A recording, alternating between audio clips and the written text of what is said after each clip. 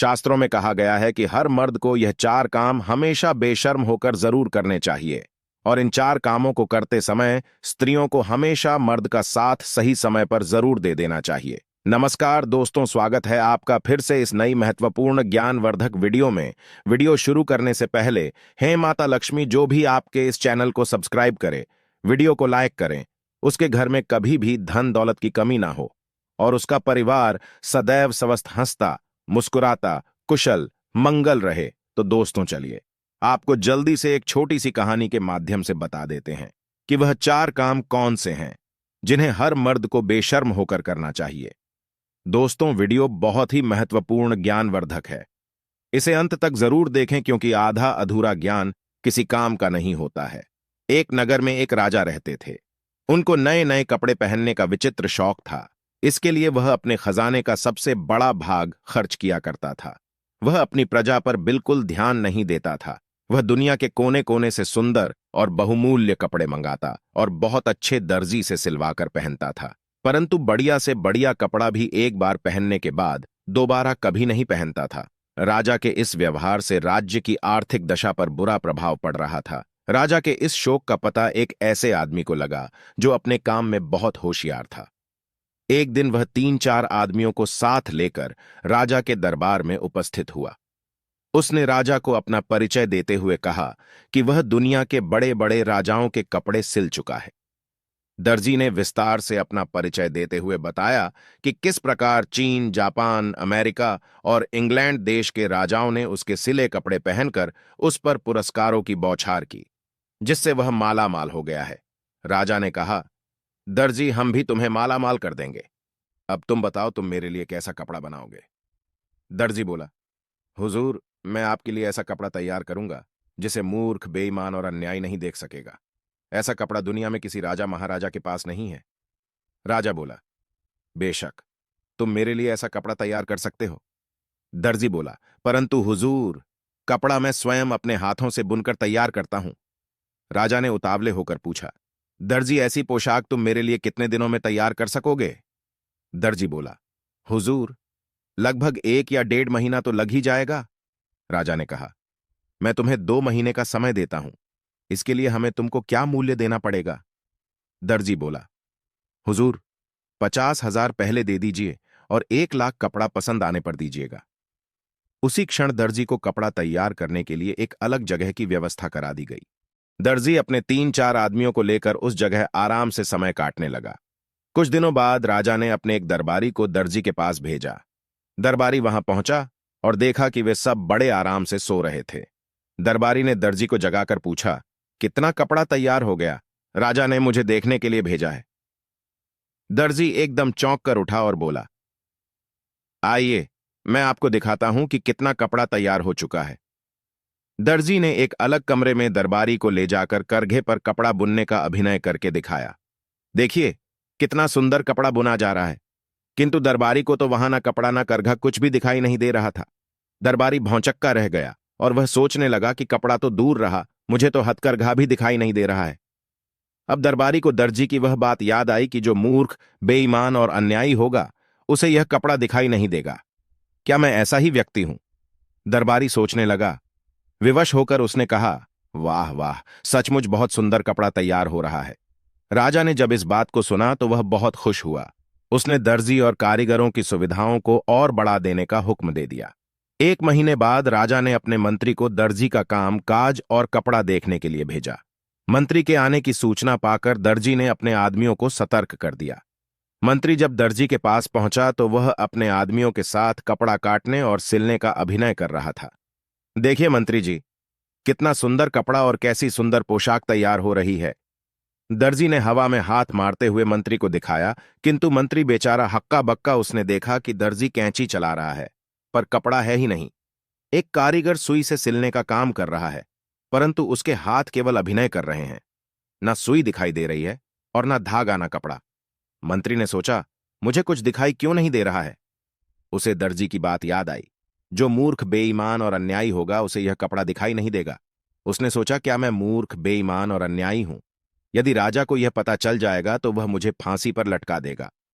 विवश होकर मंत्री ने भी दर्जी की हां में हां मिलाई और कहा, वाह वाह, सचमुच बहुत सुंदर कपड़ा है। दर्जी के पास से लौटकर मंत्री ने राजा को बताया, सचमुच ऐसा सुंदर बहुमूल्य कपड़ा ना मैंने कभी देखा था ना कभी सुना था। यह सुनकर राजा बहुत खुश हुआ। दूसरे दिन दर्जी पोशाक तैयार करके दरबार में उपस्थित हुआ। आइए महाराज, पहनिए, ये पोशाक कितना सुंदर और बहुमूल्य कपड़ा हमने आपके लिए तैयार किया है। राजा भी भौंचक्का रह गया, क्योंकि उसे कोई कपड़ा दिखाई ही नहीं दे रहा था। उसने सोचा, क्या मैं मूर्ख, बेईमान और अन्यायी हूं? विवश होकर उसने भी वही कहा जो मंत्री और दरबारी ने कहा था, सचमुच ऐसा कपड़ा मैंने ना कभी देखा था ना कभी पहना था। दर्जी ने राजा को शीशे के सामने खड़ा करके उसके सारे कपड़े उतरवा दिए और राजा नई पोशाक पहनने का अभिनय करने लगा। कभी वह बटन बंद करता, कभी कॉलर सीधा करता। सारे दरबारियों के बीच शीशे के सामने खड़ा राजा दर्जी की हां में हां मिलाते हुए बोला, सचमुच ऐसा सुंदर कपड़ा पहले ना कभी देखा था और ना कभी पहना था। राजा ने तुरंत दर्जी को बहुत बड़ा इनाम दिया। दर्जी इनाम लेकर अपने आदमियों सहित भाग गया। राजा के कप से प्रजा को दिखाने के लिए एक बड़े जुलूस का प्रबंध किया गया। पूरी प्रजा राजा के नए कपड़े देखने के लिए बड़ी उत्सुक थी। हजारों की संख्या में खड़ी जनता तालियां पीट पीट कर वाह वाह कर रही थी, क्योंकि सारी जनता को मालूम था कि जो मूर्ख, बेईमान और अन्यायी होगा उसे यह कपड़ा बिल्कुल नहीं दिखाई देगा। उधर बैठे एक बच्चे ने राजा को रथ पर नंगा खड़ा देखा और जोर से चिल्लाकर कहा, राजा तो रथ पर नंगा खड़ा है। लोग बच्चे का मुंह ताकने लगे। फिर क्या सारी प्रजा एक स्वर में चिल्ला उठी, राजा रथ पर नंगा ही खड़ा है। अब राजा को भी अपनी मूर्खता का एहसास हुआ। वह लज्जा के मारे मानो धरती में गड़ गया।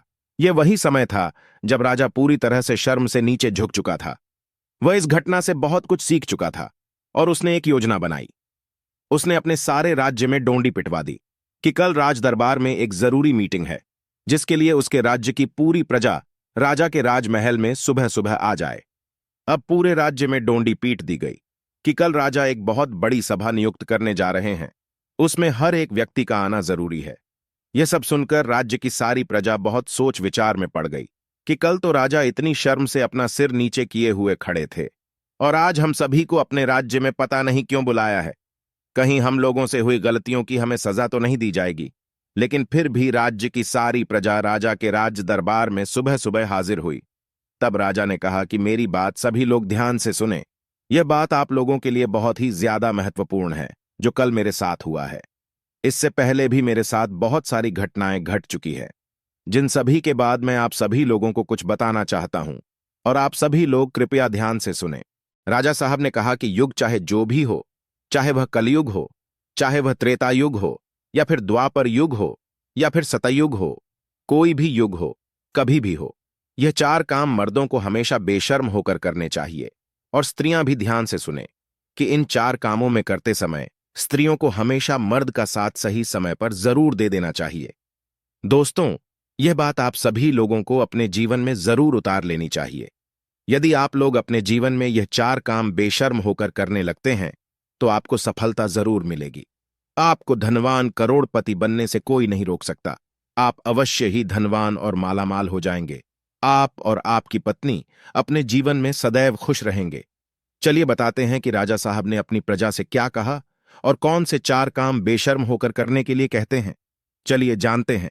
सबसे पहला काम, जो कि सबको बेशर्म होकर जरूर करना चाहिए, वह कहते हैं कि मर्दों को अपनी पत्नी के साथ संबंध बनाने में शर्म नहीं करनी चाहिए, क्योंकि यदि आप ऐसा नहीं करते हैं तो आपकी पत्नी आपसे कभी खुश नहीं रहेगी। क्योंकि जब आप पत्नी को संतुष्ट नहीं कर पाएंगे तो फिर आपका शादीशुदा वैवाहिक जीवन खतरे में पड़ सकता है और आपकी पत्नी किसी गैर मर्द से गलत काम करने के लिए मजबूर हो जाएगी, और वह ऐसा कर भी सकती है। फिर राजा साहब ने दूसरे काम के बारे में बताया जिसे भी बेशर्म होकर करने को कहा है। राजा साहब ने कहा कि यदि जो लोग खाना खाने के दौरान शर्म महसूस करते हैं या फिर चाहते हुए भी खाना नहीं मांग पाते हैं, वे अक्सर भूखे ही रह जाते हैं। ऐसे में राजा साहब का कहना था कि जब भी व्यक्ति भोजन करने बैठे तो पेट भरकर भोजन करना चाहिए। आधे पेट भोजन कभी भी नहीं करना चाहिए। विशेषकर जब किसी के यहां अतिथि बनकर जाए तो भोजन करते समय शर्म ना करें, नहीं तो आप स्वयं ही भूखे रह जाएंगे और अपने स्वास्थ्य के साथ खिलवाड़ करेंगे। फिर राजा साहब अपनी प्रजा से बताते हुए कहते हैं कि जीवन में धन, दौलत और पैसों का बड़ा ही महत्व है, क्योंकि पैसों की कमी के अभाव से जीवन और परिवार को चलाना असंभव है। ऐसे में पैसों के लेन देन में कभी भी शर्म या फिर झिझक नहीं करनी चाहिए। बेझिझक होकर जरूरत में किसी से पैसे मांगना चाहिए। वहीं अगर किसी को जरूरत के समय उधार दिया हो तो उसे मांगने में बिल्कुल भी शर्म नहीं करनी चाहिए, अन्यथा आपको धन की हानि उठानी पड़ेगी। चौथी बात को बताते हुए राजा साहब कहते हैं कि कोई भी इंसान यदि सही तरीके से और सही वक्त पर या कुछ काम कर ले तो वह रंक से भी राजा बन सकता है। इस बात पर ध्यान दीजिएगा कि आजकल के युवा अपने शिक्षकों या मार्गदर्शकों से ज्ञान तो ले लेते हैं, लेकिन अपने मन की जिज्ञासाओं को, यानी कि जो उनके मन में सवाल उठ रहे होते हैं, उनको गुरु, शिक्षक या फिर मार्गदर्शक से पूछने में शर्म या झिझक महसूस करते हैं, जिनके चलते वह कई जगह विफल हो जाते हैं। दोस्तों, चाणक्य नीति में भी लिखा है कि किसी भी स्थान पर जब विद्या ग्रहण करने जाए तो अपने अध्यापक या गुरु से अपने मन में उत्पन्न हो रहे सभी प्रश्नों का उत्तर बेझिझक बिना शर्म के प्राप्त करना चाहिए, क्योंकि वहां पर हर कोई सिखाने के उद्देश्य से जाता है। और यदि आप वहां पर जाकर भी अपने गुरु से कोई भी सवाल पूछने में ही शर्म करेंगे और अपने प्रश्नों का हल शर्म की वजह से नहीं प्राप्त कर पाएंगे, तो आप अपने जीवन में कभी सफल नहीं हो सकते हैं। तो इसलिए अपने मन में उत्पन्न हो रहे सभी सवालों का जवाब बेझिझक होकर किसी भी गुरु, शिक्षक या फिर मार्गदर्शक से पूछ लेना चाहिए, क्योंकि वहां हम सीखने के उद्देश्य से जाते हैं। तो दोस्तों, आपको समझ आ गया होगा कि मर्दों को वह कौन से 4 काम है जो कि बेशर्म होकर करने चाहिए। यदि आप लोग भी मेरी वीडियो से संतुष्ट है तो वीडियो को लाइक करके जल्दी से कमेंट में जय माता लक्ष्मी अवश्य लिख दीजिएगा, जिससे माता लक्ष्मी की कृपा आप पर सदैव बनी रहे। जय माता लक्ष्मी। हर हर महादेव। वीडियो अंत तक देखने के लिए आप सभी का धन्यवाद।